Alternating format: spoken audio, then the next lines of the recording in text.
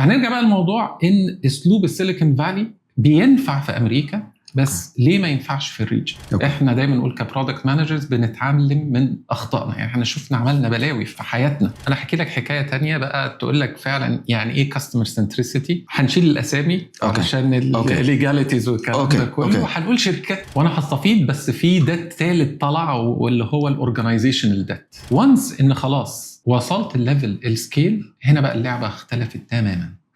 لان الموضوع ما بقاش موضوع ان انت عايز تفاليديت، فلازم نبتدي الاول من المشكله. فبنشوف البروبلم ستيت وبعد كده بنشوف الحلول. والسؤال دلوقتي هل الاي اي يقدر يحل لنا المشكله دي ولا لا؟ السلام عليكم ورحمه الله. حلقه جديده من حلقات بودكاست اضافه مع ضيف مميز جدا، ضيف لباع طويل جدا مع الستارت ابس والتكنولوجي. ضيفنا دخل شركات كتير في اندستريز مختلفه وفي ستيجز مختلفه، ومنهم 2 بقى يونيكورن. ضيفنا عنده خبره 25 سنه في التكنولوجي، وبرغم كده هو eager to learn وعنده الكريوسيتي تقول 25 سنة شاب بيحاول دايما انه يكون up to date. ضيفنا CPO فلاورد سامر صح. اهلا سامر، ازيك؟ عامل ايه؟ مبسوط جدا انا معاك النهارده. والله انا مبسوط اكتر. ايه الاخبار؟ الحمد لله تمام، كله حلو، كله تمام. الرحله مليانه محطات كتير، احكي لنا بقى من اول الرحله لحد ما وصلنا. عايز تبتدي منين؟ من وقت ما تحب. طيب انا يعني طول عمري كنت باشنت على موضوع الكمبيوتر والكلام ده من تقريبا اول ما لقاء ليا كان في 4 ابتدائي، وبعد كده الموضوع تطور وابتدى يدخل اكتر بقى في طب ما نعمل برودكتس، نصنع حاجات. فاكر اول شركه عملناها كانت في تانية اعدادي. كنت انا واصحابي عملنا على صخر جيم. وفاكر كويس قوي يعني قعدنا فتره وبنعمل، وكان اسمها ايمز جيمز في الشركه، وعملنا اللعبه، طلعنا اول نسخه وبعناها وعملنا لها ريفند. رجعت تاني ريتيرن، ولغايه دلوقتي معايا شريط الكاسيت اللي كانت عليه.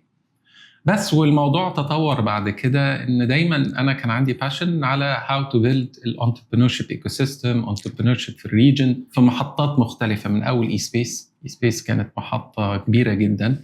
كنا يعني التيم اللي في سبيس اياميها كان تيم قوي جدا. وكنا نعتبر الباك اوفيس انجينيرنج بتاع شركات كتيره جدا وستارت ابس كتيره جدا في الريجن. عملنا حاجات كتير وقومنا شركات كتير، منها اللي نجح ومنها اللي فشل. وبعد كده جت المحطه بقى اللي هو انا عايز اعمل حاجتي انا. ساعتها فتحت تحرير سكوير، ومن هنا بقى ابتدت القصه اكتر بكتير يعني. احنا من ضمن الشركات اللي انت دخلتها كانت كريم وسوق، وهم انت لما دخلتهم كان في وقت هم بيديكيتوا الناس بايه هو اصلا البروجكت بتاعهم. خليني اسالك، هو heavy investment to educate people، امتى نقول ان هو smart investment؟ امتى نقول ان في مشكله في الانفستمنت ده؟ تمام. هو بص، يعني عشان اجاوب على السؤال ده خليني اخد خطوه قبليها. يلا بينا. تحرير سكوير كانت عباره عن زي اكسلريتور او فنتشر لاب قبل ما يبقى فيه فنتشر لاب. كانت تقريبا اول فنتشر لاب في مصر. ومن الاوائل اللي في الريجن كلها. وعملنا شركات كتير، ومنها الشركات بتاعتنا ومنها انفستمنتس، يعني انفستينا في شركات. وطلعت 6 شركات ما شاء الله كانوا مكسرين الدنيا في الاول، وبعد كده they failed miserably at scale.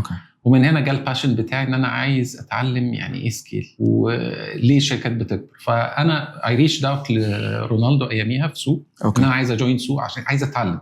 يعني دي كانت اكبر شركه موجوده اياميها كستارت. وبعديها رحت الكريم برضو، ريش اوت لوائل وماجنس ان انا عايز اجوين كريم بعد ما سوق اتباعت، انا عايز اكمل القصه. فالفكره كلها الموضوع اللي انت بتتكلم فيه اكتر في سوق. وعلشان نجاوب الموضوع دوت في السكيل ازاي بيحصل والكلام ده كله، الجيرني بتاعت الاي كوميرس مختلفه لسبب ان الاي كوميرس بنسميها كونفينينس جيم. يعني ايه كونفينينس جيم؟ يعني انت عايز تشتري من الاي كوميرس علشان انت مش عايز تنزل تروح وتلف. وده الفاليو الحقيقيه بتاعت الاي كوميرس. بس عشان توصل للكونفينينس بتعدي على 3 مراحل. اول مرحله اللي هي البرايس.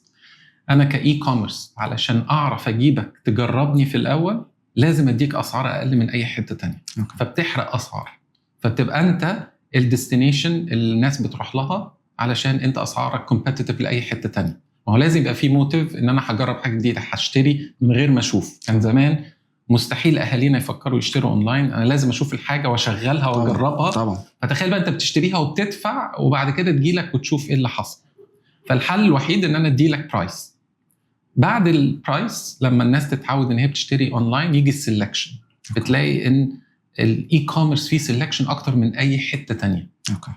وساعتها الناس بتتعود انها تروح للاي كوميرس عشان تشوف كل الحاجات دي.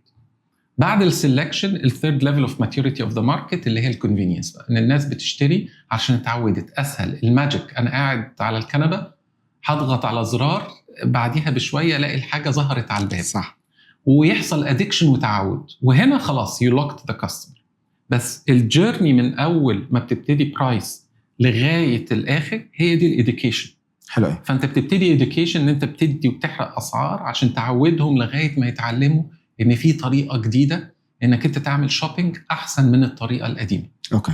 مشكله الموضوع ده ايه؟ مشكله الموضوع ده ان في اي لحظه في اي لقطه ممكن يحصل كومبيتيتور كبير يدخل صح معاه ديب بوكيتس ويحرق السوق. وده اللي بنسميها السكند موفر ادفانتج. احنا دايما متعودين فيرست موفر ادفانتج، لكن لما تتكلم على لعبه الكونفينينس او اي ستارت اب بتقدم الفاليو بتاعتها كونفينينس، السكند موفر ادفانتج بتبقى اقوى. فانت بتقعد تيديكيت الماركت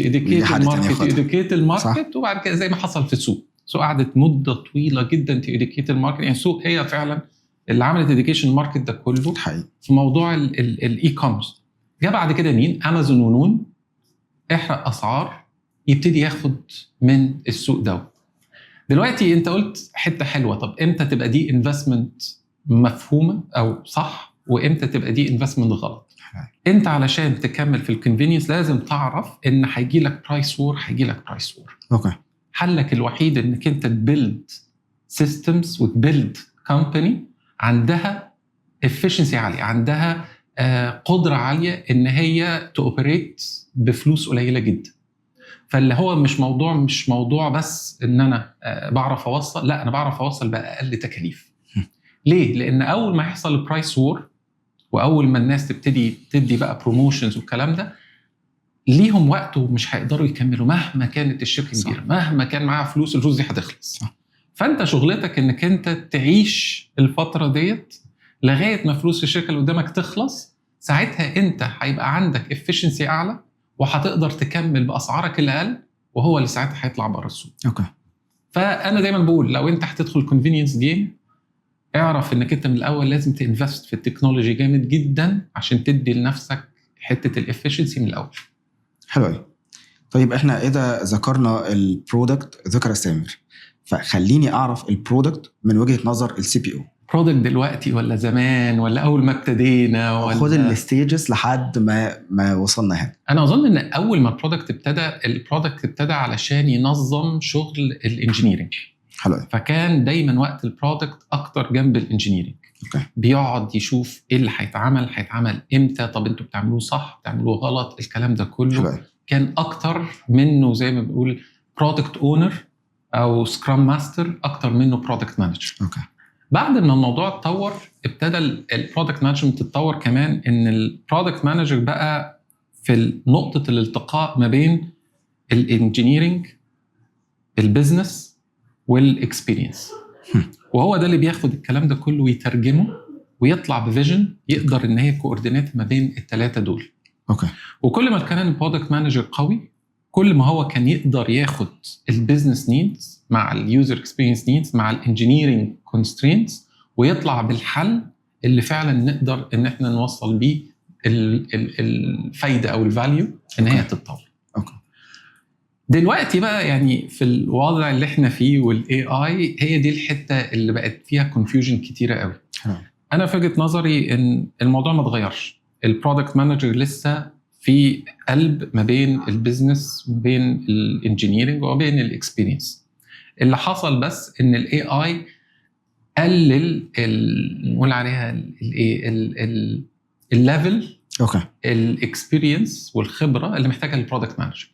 فانت دلوقتي بالاي اي ممكن تعمل بروتوتايبس تديها للانجينيرز، فمش محتاج خبره انك انت تبني بي ار ديز وتقعد تفكر في الستوريز والكلام ده كله.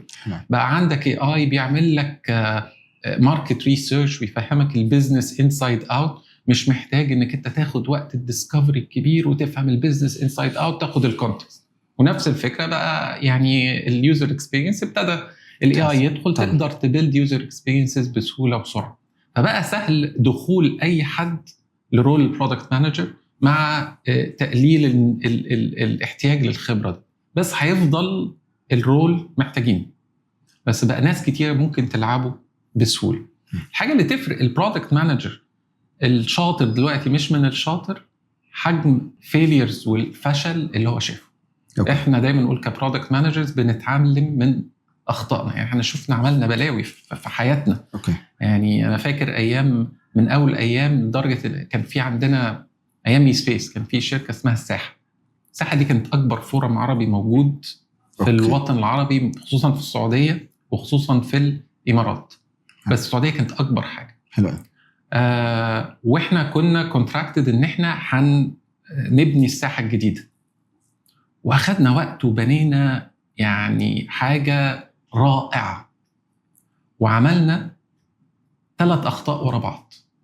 اول غلطه قلنا هنعمل لونش كبير، فاحنا هنحط زي تايمر كده كاونت داون الساعه 12 ونبتدي فيها مثلا لمده ساعتين ونفتح الساحه الجديده بعديها.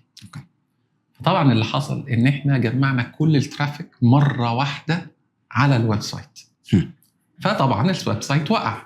قومناه، عملنا تاني غلطه علشان الساحه كانت متقدمه قوي، او يعني كان فيها ديسكشنز ونقاشات حساسه شويه، فكان محجوب في السعوديه. على الرغم منه الناس كلها بتدخل في السعوديه عن طريق VPN. حلو. عملنا التكنولوجي كلها بحاجه اسمها اجاكس اللي هي ما بتشتغلش ورا الVPN. وثالث غلطه احنا غيرنا الديزاين كاملا، فلما الناس ابتدت تدخل حست نفسها ان هي غريبه ومش متعوده على المكان ومشوا. بعد ما كانت الساحه العربيه دي من اكبر الفورمز العربيه، انتهت ان خلاص ما بقاش فيها اي ترافيك ووقعت. فانت تاخد بقى يعني انك انت تعيش الفيليرز دي وتشوف بتخليك بعد كده. انا شفت الفيلم ده قبل كده، انا لا يعني سيبك بقى من الاي اي ومن الكلام ده كله، زي ما بنقولها البرودكت مانجر احساسه الداخلي اللي هي خبرته بتطلع وتقول لك لا ما تعملش ده، دي هتبقى مصيبه بلاش. انا الحته دي حابب برضو يعني استفيد فيها شويه. فكرك الناس فاهمه البرودكت صح بره امريكا؟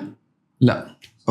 يعني انا اظن ان امريكا هي المنطقه الوحيده اللي في الكوكب ده كله اللي فاهمين يعني ايه برودكت مانجمنت. يعني حتى اوروبا انا اتصدمت ان فهمهم للبرودكت مانجمنت مش متطور او مش صح زي ما المفروض. حلو. هنا بقى في الريجن لا، الموضوع متاخر جدا جدا جدا، والاكسبكتيشن من البرودكت مانجر مختلفه بناء على كل شركه وشايفاها ازاي. طبعا.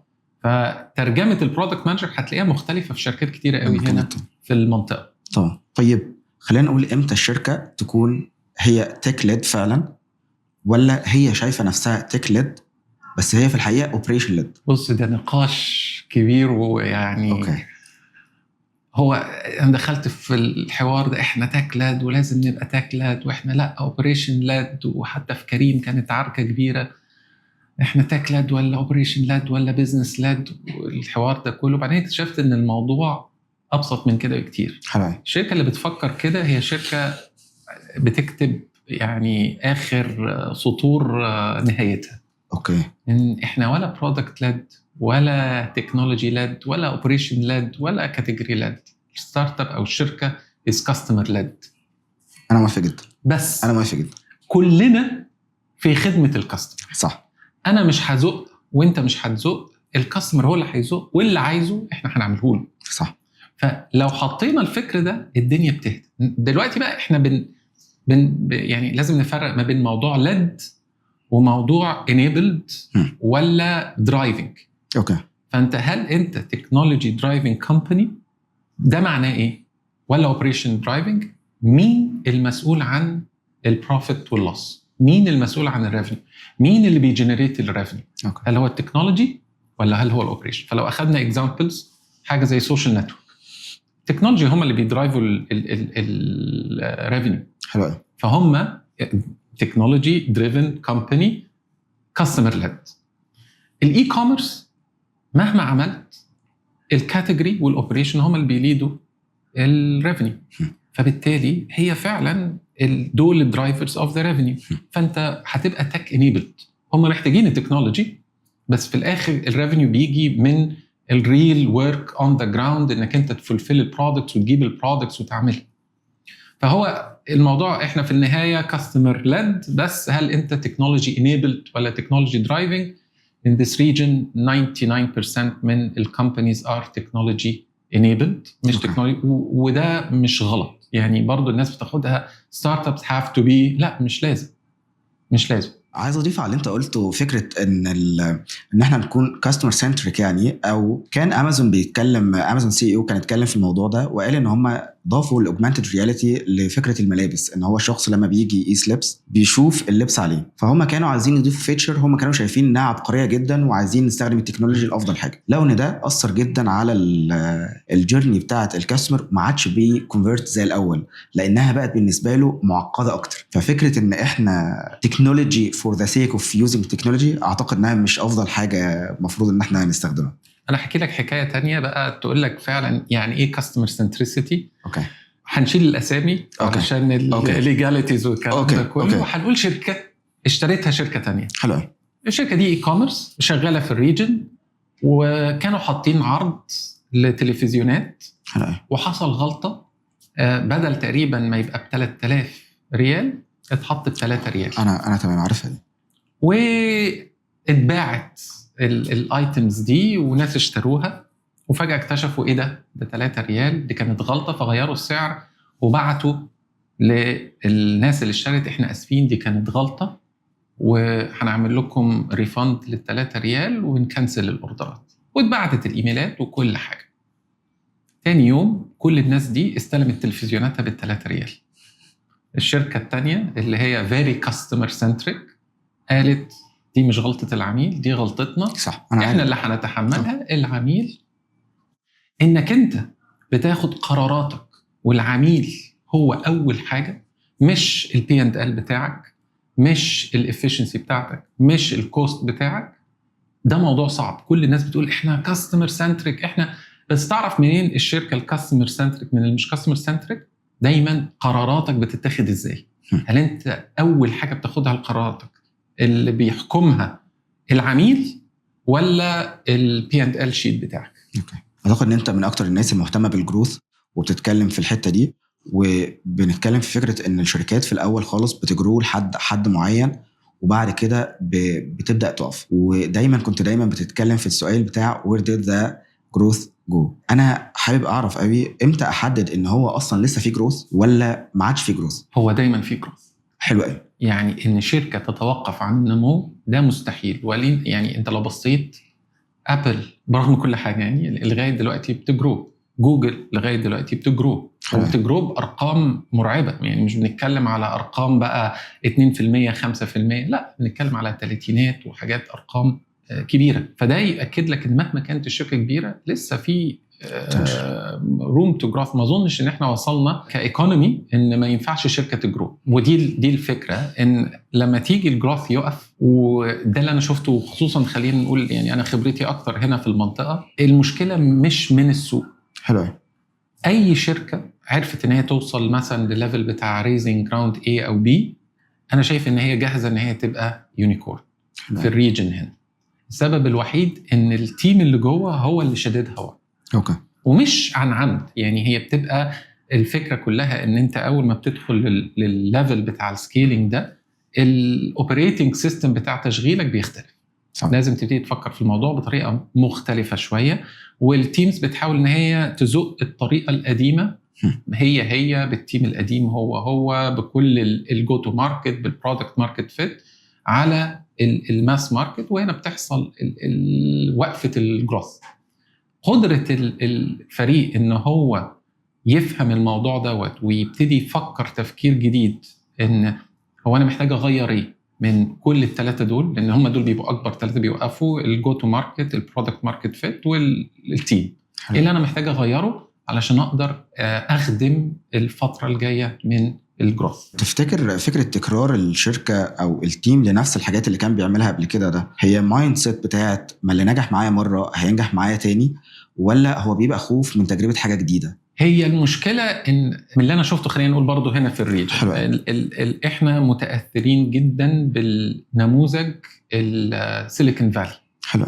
فاحنا كلنا طلعنا وتربينا على الكتب بتاعه 0 to 1 وكل الكتب دي يعني احنا حفظناها وبنطبقها. المشكله فين؟ المشكله دلوقتي انك انت لما بتتكلم على الايرلي ادابترز او اللي هم الجزء اللي هم الناس اللي في الاول، اللي انت لما بتفتح شركتك وبتخدمهم، الناس دي دايما عندها هيستحملوا، بيحبوا يجربوا حاجات كتير، مستعدين يدفعوا في حاجه جديده لا لشيء، لان هي بتخدمهم في حاجه معينه. عندهم تسامح ان مثلا حاجه هتبوظ مش هتبوظ، هيكمل معاك، او الحاجه مش مظبوطه قوي هيكمل معاك. فانت دلوقتي وانت بتبتدي، الناس دي البيهيفير بتاعها سهل، بتعرف تاكواير ذم بسهوله، بس في نفس الوقت انت اي حاجه بتجربها معاهم لو نجحت فانت هتجيب الافات الاوردرات او الافات الريفينيو، ولو فشلت هتخسر لك كام؟ ولا حاجه، مفيش خساره، انت لسه في الاول.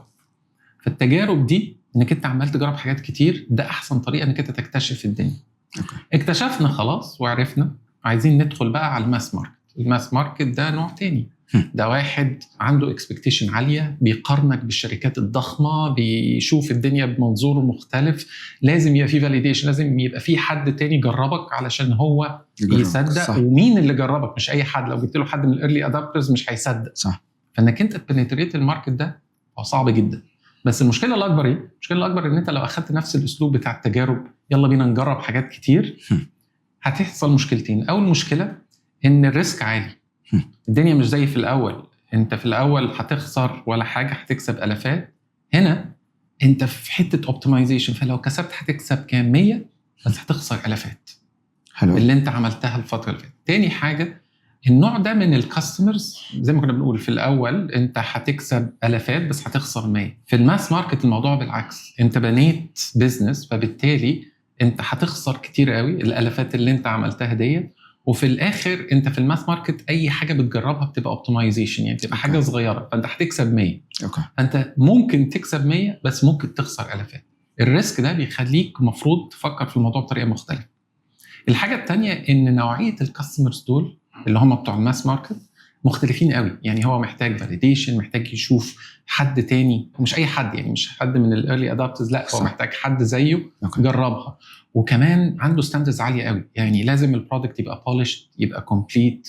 هو بيقارنك بالشركات الكبيره، البراندز الكبيره، فبالتالي لما يشوف حاجه مش قد الاكسبكتيشنز بتاعته هيسيبك، ومن الصعب جدا انك تجيبه تاني بقى، لان خلاص هو عنده البرسبشن عنك انك انت شركه اي كلام، فمش هيجربك تاني. فانك انت تجرب معاه ده خطر جدا. حلو قوي. فبالتالي وانت رايح للماس ماركت لازم تبقى عارف كويس قوي انت ناوي تعمل ايه، وازاي انك انت تمانج الماركت ده على السكيل ده. فهنرجع بقى الموضوع ان اسلوب السيليكون فالي بينفع في امريكا، بس ليه ما ينفعش في الريجن؟ ما ينفعش في الريجن لكذا سبب. اول سبب ان احنا مش ماركت واحد، احنا دايما بنقول فراجمنتد ماركت. صحيح. فمصر مش زي السعوديه، مش زي الامارات، مش زي الاردن، مش زي العراق، فكل واحده فيهم كانك بتبني ستارت اب جديده. صح. هتقول الامارات، الامريكا زيها ولايات مختلفه، بس اتليست الريجوليشن ثابته، في كونستنت انفراستراكشر تقدر تبني عليها.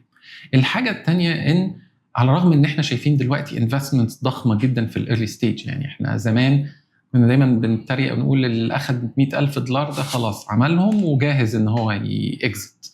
دلوقتي احنا بنشوف ملايين الدولارات في البري سيد. صح. ففي فلوس كتير قوي في الايرلي ستيج، بس لما تبص على 100 مليون 200 مليون 300 مليون تيكتس تلاقيهم مش موجودين. which means ان انت ما عندكش رانوي، انت مش هتقدر تكمل في تجاربك دي مده طويله.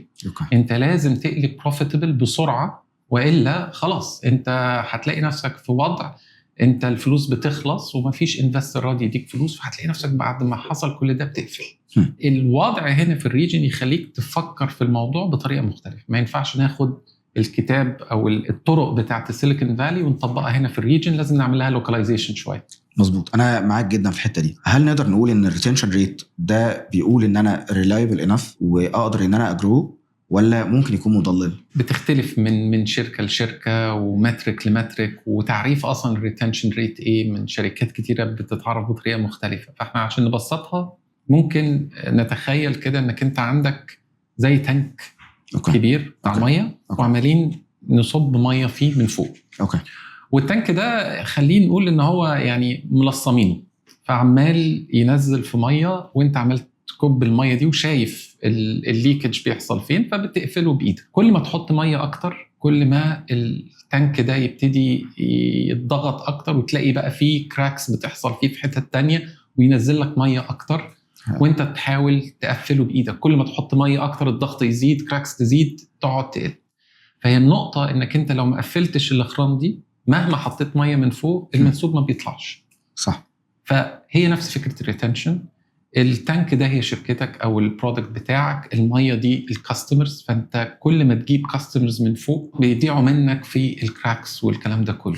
قد ايه انت بتصب ميه فوق، سرعه صبك الميه فوق وسرعه الميه اللي بتطلع في الكراك، هو ده اللي يقول لك هل الريتنشن ريت مهم بالنسبه لك دلوقتي ولا لا. لان في لقطات في الحياه بتاعت الشركه هتلاقي انك انت تصب ميه من فوق دلوقتي بقى اهم لك.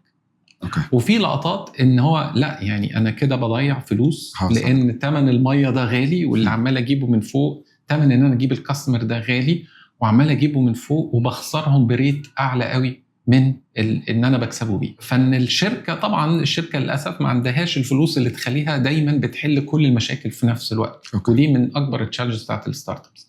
فبالتالي ان الشركه تفهم امتى ان هي المفروض تركز في انهي ماتريك، ريتنشن، اكوزيشن، ري اوردر، وات ايفر الماتريك ايه، ده المهم. لو هقول الشركه ريلايبل ازاي، الشركه ريلايبل ان هي تفهم الماتريكس اللي بتكنترول البيزنس بتاعها ايه، وترسمها بطريقه معينه، وتقدر ان هي تراكت بطريقه ريل تايم، وتفهم ان في كل لقطه ايه اللي بيحصل، وبالتالي احنا محتاجين نركز في انهي واحد فيهم ويعرفوا يبيفوتوا بسرعه. في شركات تبان انها ناجحه بس هي اليونت ايكونومكس عندها هش جدا بالهبل. ده يعني ما كانش كله. ما هو دي المشكله، انك انت الاوردر ايكونومكس الشركه ما بتخسرش او ما بتقفلش الا لما الكاش بتاعها يخلص. صح. فانت اهم حاجه في الشركه مش البروفيت، مش هو الكاش فلو. فدلوقتي انت المشكله في الاوردر ايكونومكس بتاعتك دي ايه؟ ودي انا شفتها برضو بدون ذكر اسماء في شركات كبيره جدا. الاوردر ايكونومكس زي اي حاجه بنقولها الداتا، انت لما تضغط على الداتا هتعترف. فانت ممكن تخلي الداتا تقول لك اللي انت عايزه. فانت ممكن تخلي الاوردر ايكونومكس بتاعك رائع بوزيتيف. ازاي؟ شيل الانسنتيفز وشيل البروموشنز اللي انت بتعملها من الاوردر ايكونومكس، فهتقول اهو انا بوزيتيف، ده انا على الليفل ده. البروموشنز اللي احنا بنعملها دي تمبرري، بس احنا عاملينها لوقت مؤقت. طب وريني كده الجراف بتاعك لما تشيل البروموشنز تلاقي الجراف بيقع. ما هو يبقى ده جزء من اليونت ايكونومكس بتاعتك طبعا. وبالتالي اليونت ايكونومكس بتاعتك مش شغاله. الاسطوره الثانيه اللي هو في السكيل الدنيا هتظبط، ما بتظبطش، المشكله بتتراكم اكتر، لان الايكونوميك اوف سكيل دي بتنفع في بيزنسز معينه وفي حتت معينه من البيزنس. فانت لو مثلا بتدي بروموشنز كتيره للكاستمرز، او البرايس هو الفيرست اتراكشن بوينت بتاعك، فاعرف انك انت اتسكيل الموضوع ده هيتضخم ومش هتعرف تكنتروله، وبالعكس هتلاقي نفسك بتبليد بسرعه اكتر جدا من انك انت بتكسب. فانك انت تلاقي شركه نقول عليها فيزيكالي ريسبونسبل، او هم عندهم ريسبونسبيلتي فاينانشالي يعني ايه الاوردر ايكونومكس، ومش بيجروا ورا البروموشنز والحاجات دي بسرعه، دي شركات قليله جدا تتعدى على الايد اللي حققت المعادله الصعبه دي. اعتقد ان الكلاينت نفسه كمان هيكون اتعود على ده، فلما هتيجي تقول له تعالى من غير بروموشنز مش هيجي وقتها. مش مشكله ان الكاستمر يتعود لو الاوردر ايكونومكس بوزيتيف. بس انا دايما من مدرسه لو انت بتقلل في سعرك يبقى في حاجه غلط، يبقى انت ما حلتش المشكله الاساسيه للكاستمر. لو انت بتزود في سعرك والكاستمر مكمل، اعرف انك انت الشركه بتاعتك لمست مشكله حقيقيه عند الكاستمر ده، وبالتالي انت يعني في سيتويشن هتجرو وهتبقى الدنيا سهله والاوردر ايكونومكس بتاعك هيبقى مظبوط. كنت بتتكلم ان في مشكله في الريجن على البرودكت ديبت والتك ديبت، وان ده مع الوقت ممكن يدفع شركات ثمن. ممكن تستفيد في الحته دي؟ وانا هستفيد، بس في ديت ثالث طلع واللي هو الاورجنايزيشنال ديت. فانت التك ديت عارفينه انك انت بتتحرك بسرعه، فبتبني السيستمز بطريقه مش بيرفكت 100%، تبقى عارف انك انت بتكات كورنرز وبتعملها مش بالطريقه الكويسه، بحيث ان لما السكيل يجي هنبقى نصلحها. وبتبتدي تتراكم الدات ده لغايه ما يجي وقت الدفع، اللي هو خلاص السكيل جه وابتدت السيستم يقع، كل ما الدنيا تكبر وانت لازم تدفع الدات ده. البرودكت ده نفس الحكايه، انك انت لما بتديزاين الفيتشر مش بتديزاين الفيتشر بطريقه كامله، بتطلعها MVP علشان تفهم هل في اتراكشن، هل الكاستمر هيستخدمها، هل في سيجنالز توريك الدنيا شغاله ولا لا. وفي كده زي نكته ما بين البرودكت مانجرز ان فيرجن 1 او الام في بي از ذا لاست فيرجن. اوكي، فانت بتطلعه بتلاقي اتراكشن، يلا على الفكره الثانيه نعمل ام في بي، يلا على الفكره الثالثه نعمل ام في بي. ونرجع اللي كنا بنقوله في الايرلي ادوبشن فيز، موضوع عادي، لان الكاستمرز لو ما شافوش الفيتشر بولش موضوع بالنسبه لهم مش مشكله، ولو مش واضح حتى كيوزر اكسبيرينس هم تك سافي وهيقدروا ان هم يتعاملوا معاه. لكن لما تيجي تروح بقى للماس ماركت فجاه تلاقي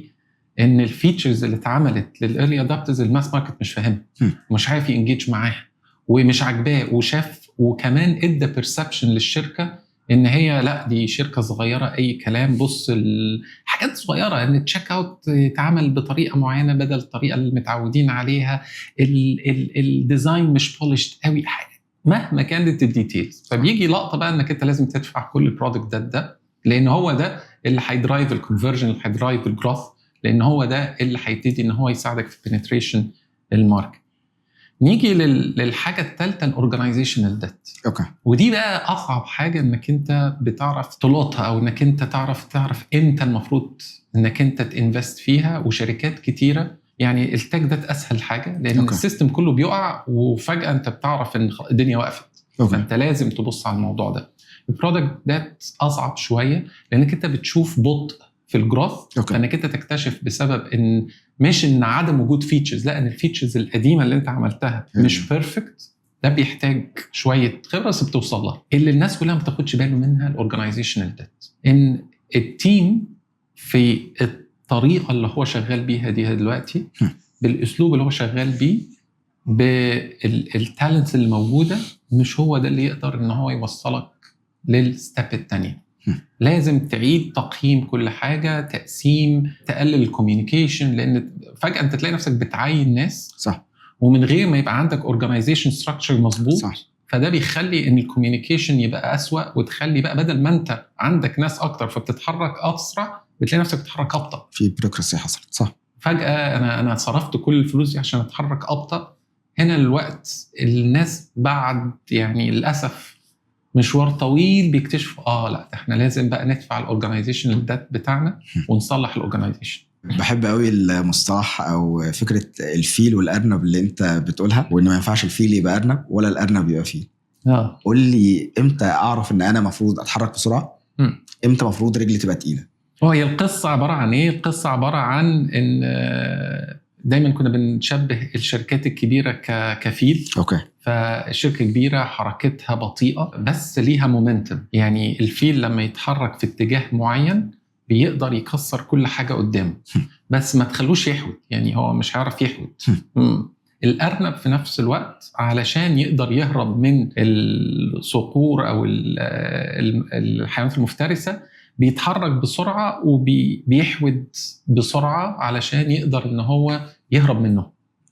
فالشركه الصغيره لازم تبقى زي الارنب، بتبيفت بسرعه وتتحرك بسرعه علشان تهرب. والشركه الكبيره لازم تبقى زي الفيل، لازم تاخد المومنتم بتاعها وتبتدي تهرس كل حاجه قدامها. أسوأ حاجه بقى لما تشوف شركه صغيره شايفه نفسها فيل، فارنب ماشي ببطء واخد نفسه ان هو بقى ايه كبير، فهيجي يصار ويوم واخده. وحاجه التانية ان فيل فاكر نفسه ارنب عمال يتنطط في مكانه، فهو هيكسر كل حاجه حواليه وفي النهايه الدنيا كلها هتبوظ.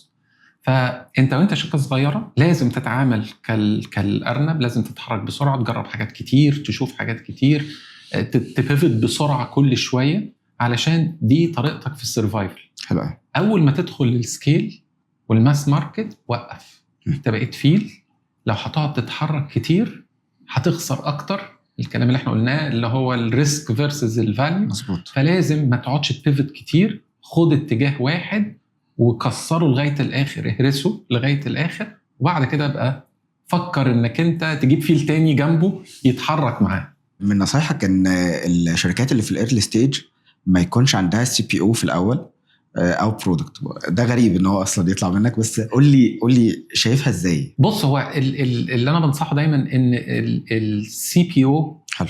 تاني احنا قلنا هو الشخص اللي ما بين، او البرودكت عامه هو الشخص اللي ما بين البيزنس، مظبوط، ما بين الانجينيرنج، مظبوط، وما بين الاكسبيرينس. في الفتره الاولانيه وانت بتجرب حاجات كتير، الشخص اللي عنده الفيجن ده هو CEO، وهو الشخص اللي هتلاقيه حاطط ايده في كل حاجه، وحاطط نفسه ما بين البيزنس وما بين الاكسكيوشن وما بين الاكسبيرينس اللي هو عايز يطلعها بدماغه. هتحط معاه برودكت مانجر هيقعدوا يتناقروا مع بعض. فانت كل ما تدي الفتره الاولانيه للCEO ان هو يلعب الدور ده، كل ما انت هتقدر انك انت تفاليديت بسرعه الفيجن بتاعته والهايبوثيسيس بتاعته واللي هو عايز يعمله. ممكن يبقى معاه برودكت مانجر يساعده، حلو، لكن هو اللي لازم يلعب رول CPO. وانس ان خلاص وصلت الليفل السكيل، هنا بقى اللعبه اختلفت تماما. لان الموضوع ما بقاش موضوع ان انت عايز تفاليديت الهايبوثيسيس بتاعتك او الفيجن، انت خلاص يو فاليديتد ات. اوكي. انت عايز تسكيل الفيجن دي. سكيلينج الفيجن دي نرجع بقى المرجوع بتاع انت لازم تكون شفت فيليرز كتيره، لازم يبقى عندك خبره كبيره، لازم تعرف تمانج تيمز ضخمه. لان فجاه بقى عندك زمان انت قاعد مع الانجينيرز كلكم في اوضه وبتتكلموا مع بعض، فالانجينيرز بياخدوا منك الفكره يعني فيرست هاند وينفذوها.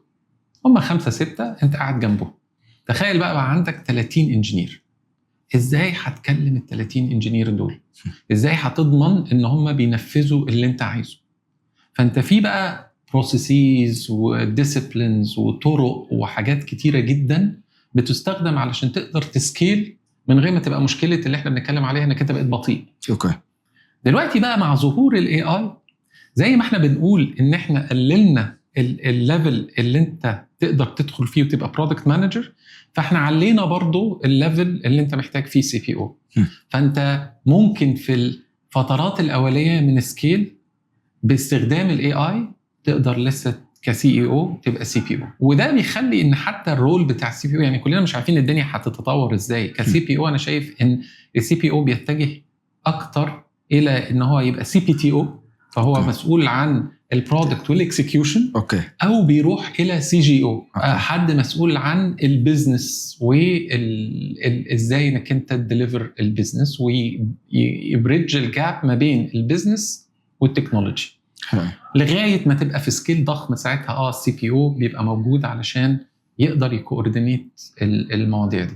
على بقى ذكر ال AI، بدأ ال AI الناس تحطه في الشركات لمجرد ان ال AI موجود، مش بالضرورة لانه بيحل مشكلة حقيقية. واعتقد ان في ناس كتير مقتنعة ان هو عايز تجيب فند حط ال AI. خليني اسأل، امتى اقول ان ده هايب وامتى اقول ان ده بوتنشال حقيقي؟ هو هايب وبوتنشال. هو غريب جدا. أوكي. هو تحول الى ان هو يبقى حل للا مشكلة.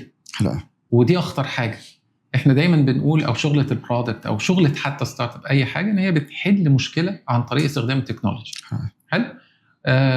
فانت لازم يبقى في مشكله في الاول. لو في بروبلم ستيتمنت، ساعتها انت بتشوف انهي تكنولوجي ممكن ان هي تساعدك ان انت تحلها. لكن لما يحصل زي ايام البلوك تشين، ان احنا يلا عايزين بلوك تشين، يلا عايزين بلوك تشين، يلا ايه اللي حصل؟ شركات كتير قوي صرفت في امبلمنتنج بلوك تشين انفراستراكشر وما استخدمتهاش. ليه؟ لان هم معاهم حل. طب ماشي، معانا البلوك تشين دلوقتي هنعمل بيه ايه؟ ما مش عارفين. احنا عملنا بلوك تشين، احنا بقى عندنا بلوك تشين، لكن هنستخدمه في ايه؟ احنا ما عندناش اي بروبلم ستيتمنت تستخدمه. ساعات كمان كانت مشاكل تتحل بتكنولوجي بسيطه احنا عقدناها بالبلوك تشين عشان يبقى اسمنا عندنا بلوك تشين. فاحنا لازم نبتدي الاول من المشكله، فبنشوف البروبلم ستيتمنت وبعد كده بنشوف الحلول. والسؤال دلوقتي، هل الاي اي يقدر يحل لنا المشكله دي ولا لا؟ ليه بقول لك بقى ان هو اوبورتيونيتي؟ لان الاي اي مش زي البلوك تشين. هو الاي اي عنده قدره لحل مشاكل كتيره جدا. صحيح. فانك انت تلاقي مشكله دلوقتي الاي اي ما يقدرش يحلها لك بطريقه احسن، اوكي، ده هي الغريب. يعني دايما هتلاقي اي مشكله ده الاي اي ممكن يخلصها لك في وقت قليل. فهو في اوبورتيونيتي، بس لو احنا ما ابتديناش من البروبلم ستيتمنت هيتحول الى زي البلوك تشين. انت عملت اي اي وصرفت فلوس وعملت تصرف على التوكنز ومش عارف تعمل ايه. انا شفت شركه مثلا كان عندها فاليديشن، يعني هو المفروض يعمل هيومن فاليديشن. انت بترفع دوكيومنتس وبعد كده لازم نفاليديت الدوكيومنتس دي سليمه ولا لا. فكانوا بيستخدموا هيومن، حاطين اوفيس في مصر، الكوست كان قليل جدا وبيجي لهم حوالي 60 دوكيومنت والليتنسي مش مشكله، يعني انك انت تفاليديت في خلال 24 ساعه مش مشكله. اوكي. بس قال لك احنا لازم نبقى مور افيشنت ونimplement AI، واخدوا وقت وعملوا امبلمنتيشن لاي اي ماشين ليرنينج موديل يعمل فاليديشن اوتوماتيك، بقوا يصرفوا عليه اكتر من الهيومن ريسورسز اللي كانت عندهم. فهي تاني اعرف مشكلتك صح، ديفاين البروبلم ستيتمنت صح، وبعد كده الحل سهل. اكتر الحاجات اللي بتوجعنا وبنشوفها دايما في الشركات ان هم بيعرفوا البروبلم ستيتمنت غلط، يا اما بيجيبوا لك الحل ويقول لك دي البروبلم ستيتمنت. احنا مشكلتنا ان احنا ما عندناش اي اي. لا، دي نوت البروبلم، يعني انت عايز الاي اي في ايه، هاو تو فيجر ات. ودي برضو من السكيلز بتاعت البرودكت مانجر. يعني البرودكت مانجرز شغلته ان هو يكتشف البروبلم ستيتمنت مش الحل. الحل هيجي من الستيك هولدرز. صح. بس لو عرفت لك المشكله صح، ساعتها كل الستيك هولدرز دول هيعرفوا يدوك الحل الصح.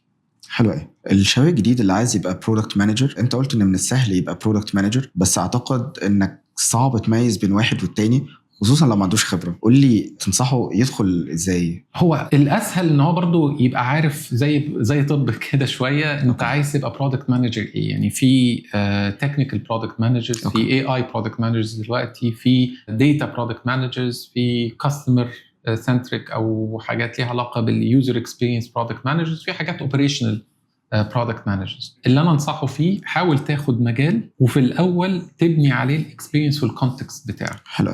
لان هو ده اللي احنا بنقول عليه الجات فيلينج او الاحساس بتاع برودكت مانجر، وده اللي بيفرق الفتره الجايه البرودكت مانجرز من بعض. زي ما قلنا كده خلاص البار بقى اقل، فاللي هيفرق الشاطر ان هو يبقى عنده الحته السنس ان دي هتشتغل ما تشتغلش، ودي ما تتبناش غير بكونتكست. فركز الاول في مجال، ابني خبرتك فيه، افشل فيها كتير وعيش الفشل فيها كتير، وبعد كده ابتدي فكر انك انت بقى تكسبلور الدومينز التانية وتروح بقى للكاستمر، تروح للاي اي، تروح للحاجات دي، لان ده بيدي لك الوسع في الاكسبيرينس.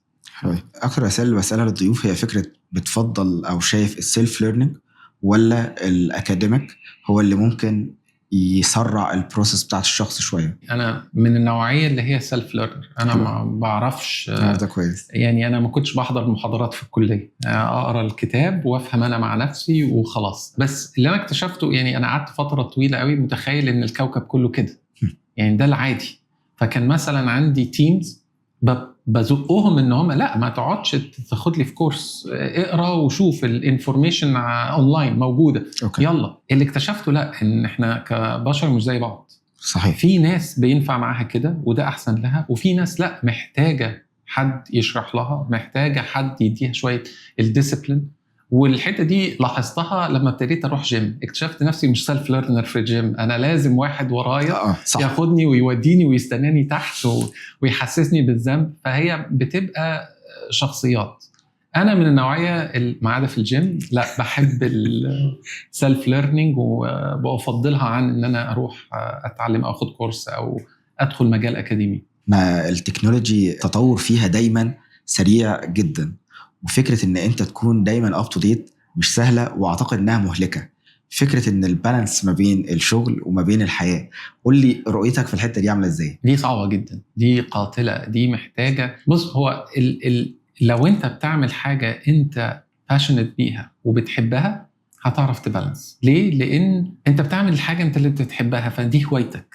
فانت هتلاقي نفسك بتقضي وقت هوايتك في انك انت بتجرب. مثلا قضيت الويكند بتنزل اوبن كلو على الماك ميني وبتحاول تخليه يبعت لك انفورميشن ويعمل لك اناليسيس، بتجرب في الايجنتس، بتجرب في الكاتنج ايدج تكنولوجيز، هتجرب ده هتجرب ده، لان ده الباشن. انت فرحان وانت بتعمل الكلام ده، دي هوايتك. لكن اول ما تلاقي ان هي شغلانه هتلاقي الموضوع صعب، هتلاقي نفسك مجهد، بيرنت اوت، شايفها ان انا لازم علشان اتقدم في شغلي، فتلاقي الموضوع تقيل عليك وتلاقي الموضوع صعب. تاني مفيش صح ولا غلط طبعا. هو انت لازم تكمل، بس لو انت في حاجه انت بتحبها وباشنت فيها، انا دايما بقول الطريق بيبقى اسهل واسرع، والموضوع بيبقى ابسط بكتير. فاكر انا طول حياتي زي ما بقول لك كنت عاشق للكمبيوتر ساينس، ودخلت هندسه، وفي اولى هندسه اعدادي لعبت ما ذاكرتش، فبالتالي ما جبتش كمبيوتر ساينس ولا حتى جبت كهرباء، ودخلت انتاج. قلت خلاص انا هكمل انتاج. قعدت ال4 سنين، اتخرجت، اشتغلت سنه في انتاج خلاص بقى، وفتحت ماستر. بعد سنه اترفدت من الشغل، ورحت اكتشفت ان الدكتور اللي كان بيعمل لي ماستر ما سجلنيش، وسجل بنت دكتور. اوكي. ففي لقطه كان كل حاجه انتهت. طبعا. فساعتها قررت ان انا هرجع تاني للكمبيوتر. رحت درست ورجعت واشتغلت انترن في اي سبيس اللي انا بقيت سي او بتاعها. اوكي. بس علشان كنت بروح هناك بس شوفهم بيتكلموا جبرش، كلام هيروغليفي. اخدت سنين عشان افهم اللغه وهم بيتكلموا بيقولوا ايه، وارجع تاني السكيلز بتاعتي اعملها. في وسط انا بعمل كل ده وانا مش بشتغل ومعيش فلوس وقاعد بصرف على التعليم، جات لي فرصه في الحديد والصلب. اوكي. دي بالنسبه لاي حد خريج معلومه. اوكي. دي يعني انت بتتكلم على انت رحت مايكروسوفت. صح. فانا فاكر ان انا اتقبلت وخلاص وكل حاجه. فبقول لهم بس يعني اهم حاجه بس ان بالليل انا مش هبقى متواجد، ان انا عندي كورسات. اوكي. إيه لا، ده انت هتبقى تشتغل الصبح وبالليل احنا بنديك كورسات. قلت لهم لا خلاص مش هينفع. فاللي هو الراجل اتخاض قال لي يعني ايه مش هينفع، انت بترفض؟ قلت له انا عندي كورسات لازم اخلصها وفاكر اياميها والدي الله يرحمه يعني زعل مني جدا واتخانق معايا. قلت له حاجه، قلت له هترفض تاني يعني، ما انا كنت هناك. سبحان الله يعني انت لما بتعمل الحاجه اللي بتحبها مهما كانت صغيره هتكبر فيها، لانك انت هتبقى مميز فيها. والشركه اللي انا كنت انترن بقيت السي او بتاعها بعدين. ان شاء الله. الرحله ما شاء الله فيها محطات كتير قوي. قول لي حاجه اتعلمتها بالطريق الصعب وتحب تقولها لغيرك تسهلها عليه. حاجه اتعلمتها بالطريق الصعب: do not get emotionally attached. ما تتعلقش بحاجه. انا موافق جدا. دي كان اصعب يعني. انا فاكر لما فتحنا تحرير سكوير كانكيبيتر، انت المفروض بتستثمر في شركات، وكان اول رول احنا قلنا لبعضنا يا جماعه احنا ما ينفعش نبقى ايموشنلي اتاتشد. احنا الشركه هنديها الفلوس دي ونديها بوش لمده قد كذا، وبعد كده هي مع نفسها. اوكي. ووقعنا في غلطتنا. الشركه محتاجه زقه كمان، طب نزقها، طب لا دي فاضل لها مش عارف نعمل كام ونص، وخلصنا الفلوس كلها على ال4 شركات بدل ما نعمل 20 شركه وندي اوبورتيونيتي اكتر. وده في حاجات كتيره قوي. ساعات بتكمل في حاجه وانت عارف ان هي غلط، انك انت تعرف امتى تبيفت وامتى تبرسيفير، امتى تكمل وامتى تتجه لحاجه مختلفه. ده تقريبا اصعب حاجه. ولو حد لازم يبني خبره، هو يبني خبره في الحته دي، لان هي دي اللي هتفرق. ان ساعات انت ممكن تسيب الحاجه ويبقى هي دي كان لو كنت كملت فيها شويه يبقى فيها الخير، ولو كملت في حاجه لا ده انت بتضيع في وقتك ودي ما فيهاش الخير. انا خلصت اسئلتي، مش متخيل انبسطت قد ايه بالحلقه دي. انا اللي انبسطت اكتر والله، استمتعت بيها جدا. ربنا يخليك جدا. متشكر جدا على قولك الاستضافه. انا اللي متشكر جدا. شكرا. شكرا.